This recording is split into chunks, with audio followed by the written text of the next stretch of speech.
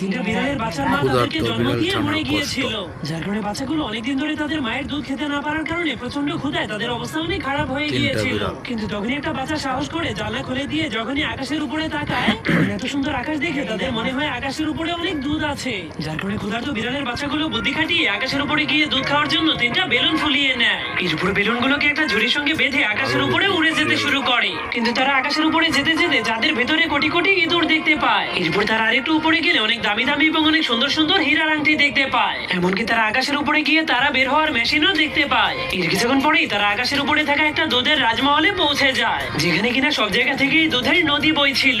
যা দেখে সেই ক্ষুধার্ত বাচ্চাগুলো অনেক খুশি হয়ে সেখানে নেমে তাদের পেট ভরে দুধ খেতে শুরু করে দেয়। এরপর অনেক খুশি হয়ে সেই দুধ এবং মাখনের নদীর মধ্যে গোসল করতে শুরু করে দেয়। কিন্তু তখনই সবগুলো বাচ্চা খেতে গিয়ে এক এক করে আকাশের উপর থেকে নিচে পড়ে যেতে শুরু করলে অনেক ভয় পেয়ে যায়। ঠিক তখনই হঠাৎ করে তাদের ঘুম ভেঙে গেলে তারা বুঝতে পারে এসব তাদের একটা স্বপ্ন ছিল।